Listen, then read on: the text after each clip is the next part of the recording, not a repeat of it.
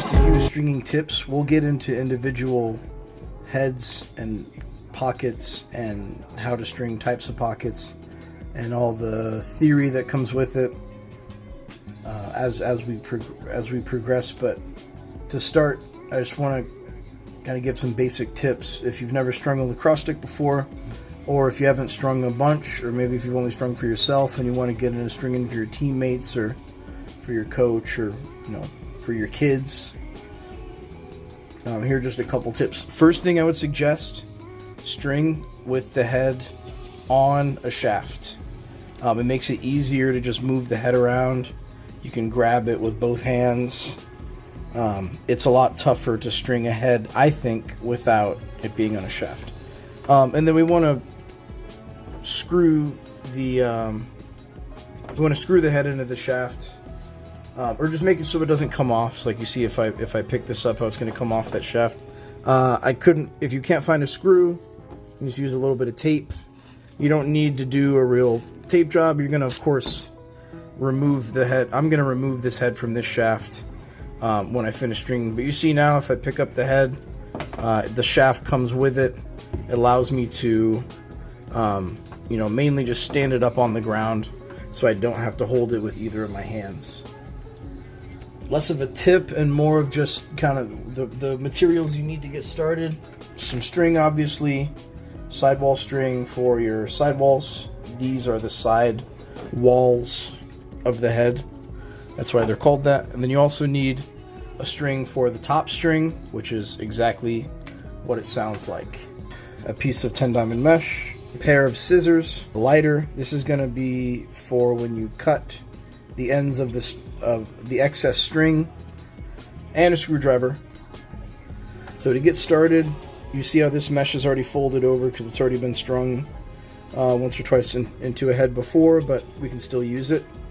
But so there's different rows of mesh that have different numbers of diamonds. So this mesh row right here that my finger's going through, this is a 9 diamond mesh row. So when you hear a piece of mesh referred to as a piece of 10 diamond mesh like this one, it's because the mesh rows that have the most diamonds have 10 diamonds in that row. So it's 10 diamond mesh. So it's 10 and then 9, but it's called 10 diamond because that's the row with the most diamonds. What I like to do for stringing top strings is use what I would call a 9 diamond row, which is exactly what it sounds like. So you can fold it over if you'd like. You can start on the 9 diamond side of the mesh, but start down a row, which is what I'm going to do. And I'm going to start in the middle.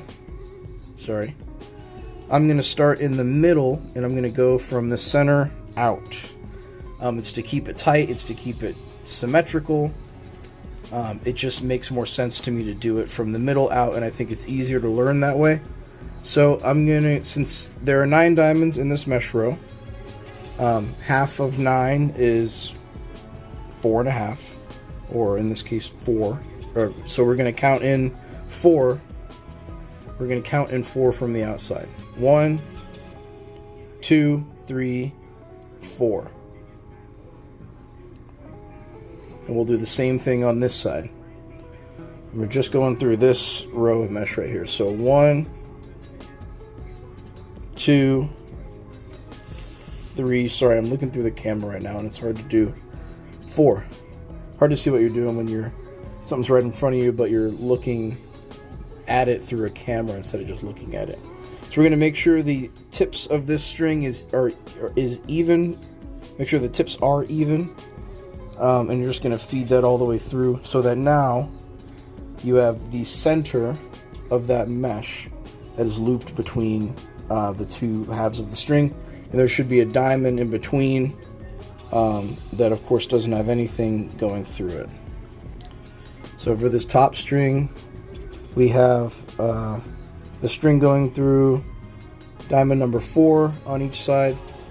And now I'm just going to hold everything in place. I'm pinching everything, the string and the mesh, with my thumb and my middle finger, and my index finger here is free.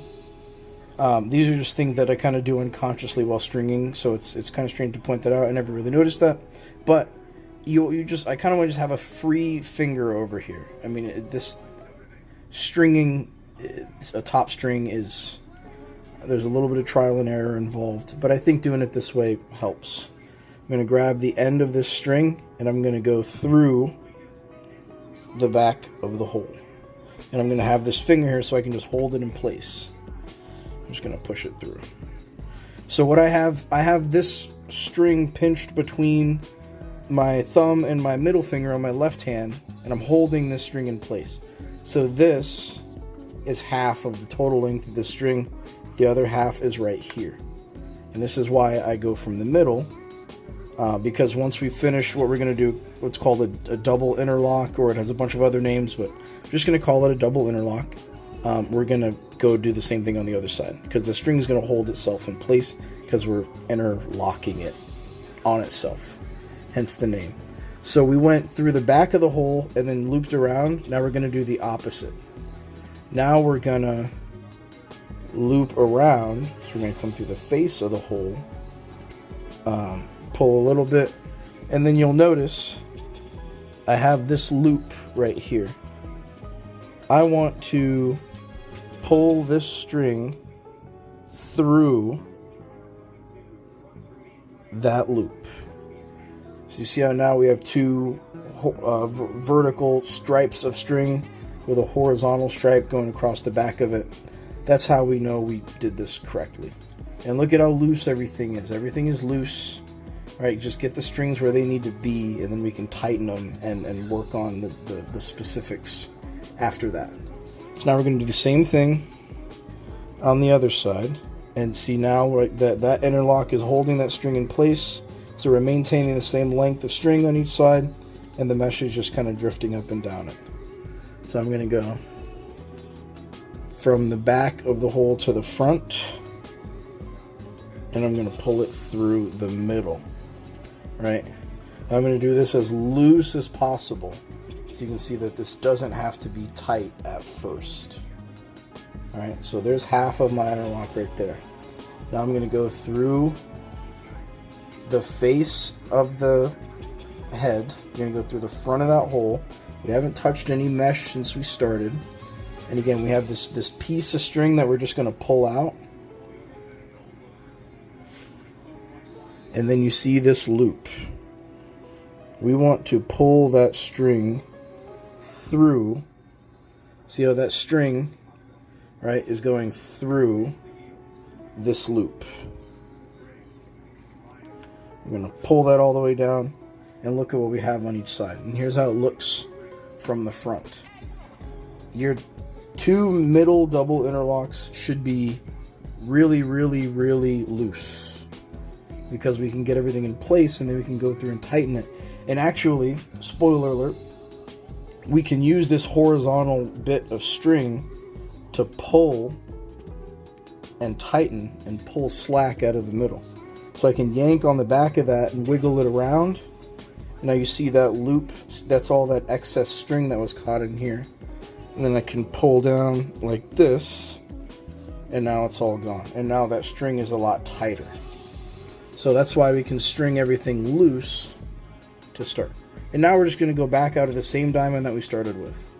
So I'm going to go back down right here, and then look at that. So this entire double interlock is going on inside of this diamond. And we're going to do another one here on that hole, another one here on this hole, and then we're going to tie off.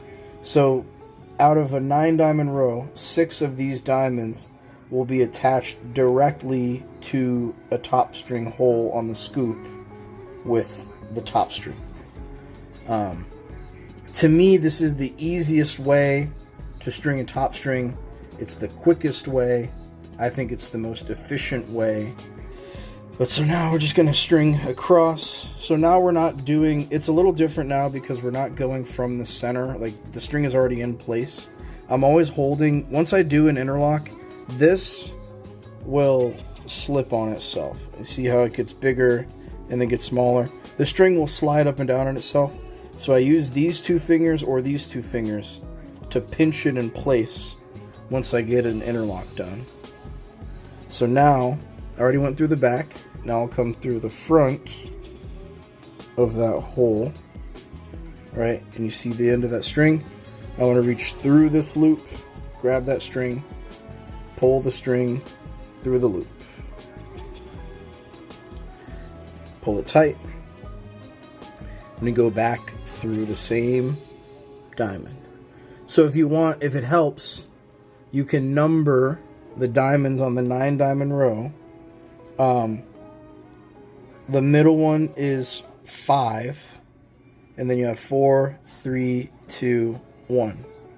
And then on this side, the middle one is 5. You have 4, 3, 2, 1. So this will help you talk and think about these diamonds and be able to name them, right? This is diamond number 4 on the right side. This is diamond number 3 on the right side. So now I'm about to attach diamond number 3 on the left side to the scoop.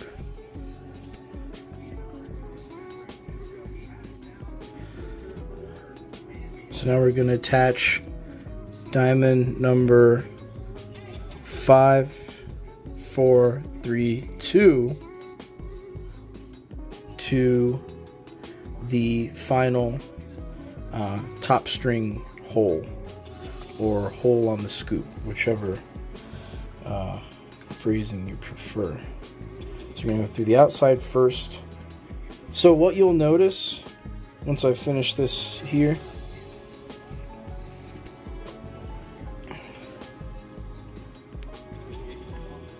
we're going to go back down through that same diamond. What you're going to notice is that here, or from the back, those 2 vertical stripes are very close together.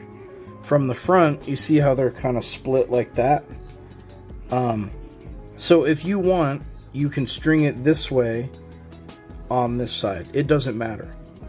So don't feel like if your back looks like the front of my top string, and the front of my top string looks like the back of your top string. That's if you're following along and it looks like this or like this on either side, then you're good. If something here is sagging down, it means that there's some slack trapped in here that needs to be passed through just by pulling on the back of this. Be careful to count your diamonds. I'm counting my diamonds all the time. Think about, like, you know, like when you're playing a game and you're just, or I guess when you're coaching, at least in my experience coaching, I'm always counting the number of players on the field. We come out of a timeout, I'm counting the number of guys. Like, you know, we just got the ball, counting how many guys we have on each side. Like, so this is a similar habit to that. It's kind of like checking your mirrors when you're driving. Or like, I always want to make sure that there's the same number of diamonds on either side of the middle. Again, this is something that is very difficult to do or to learn or to figure out when you're going from one side to another. Because if I do this first interlock here, I've technically used two diamonds, and so I have 7 left, and then I have 5 holes left. And you might forget that you skip a diamond here because there's no hole, and you use this last mesh diamond of the 9 diamond row. We use this for the tie off, so we're going to attach that here to the sidewall. So really you're dealing with 7 diamonds in here, and from going from one side to the other, sometimes it can get kind of confusing. You can lose track of what diamond goes to where. Numbering them helps, but also I think going from the middle helps as well, because you just do one side, you kind of just swing outward, and so now we're going to do the tie off. So we're going to use the last diamond in this 9 diamond mesh row for the tie off. We're going to go through that diamond. Sorry for the visuals there. So you see there, we're just going to go out through the last diamond. We're going to go to the outside of the head. And then it's important that we want the mesh to lay like this. So I'm going to go back through this same mesh diamond, but I'm going to go from under it. So I'm going to go from the back of the mesh to the front. I'm going to create that little loop. And then I'm going to go out through the same hole. Alright, so you see how now I've looped around the mesh? I've looped around the outermost mesh diamond. Now you can pull, and that's going to be tight there. I might pull that a little bit tighter. When you pass the string through the mesh and through the sidewall holes and the top holes a certain way, by interlocking and stringing, passing the string in a certain direction, which is why another reason why inside and outside is more useful, is that you can always give yourself something to, like a kind of a tool to adjust that part of the string with it. It's like for the top string, you can do, so we start by going through the back of the hole, and then we come through, and then we come through the front. You can go through the back twice and interlock 2 times if you want, but then you won't have this long horizontal piece of string on the back of the top string that allows you to pull at and adjust it. So a lot of the stringing, a lot of stringing tips and a lot of how I string just comes from, there are days where, and most, I guess, experienced stringers can attest to this. Maybe you have to string 10 heads in just a few hours. It's like you're not really going to have time to waste time. So you're going to come up with ways to, all right, how can I do this quickly, but how can I replicate this easily and also quickly? And I think replicate is an important thing to think about, because or replication of pockets is something that's important to think about, because the more consistent your approach is, the more likely you are to string a decent pocket, or really do anything well or consistently well. This is a top string. I do honestly believe if you're a new stringer, if you're new to like these ideas of like interlocking and connecting a mesh diamond to a hole on the lacrosse head, and kind of the relationship between the little decisions that we make as we're stringing this top string, or really stringing the pocket at all, I would encourage you to make a habit of stringing your top strings from the middle, because everything is symmetrical. You can tell as you're doing it if it's symmetrical or not, because you're building it from the center. When you get halfway, you still don't really know if you've done it right until you've done the whole thing. And then, if hole number 2 or 3 where you started is wrong, you're going to have to go back, you're going to have to untie this end. I don't know. I don't want to beat a dead horse, but I do honestly think it's easier to learn how to string if you string from the middle. But that's it for top strings. We'll talk about starting the lacrosse pocket after this.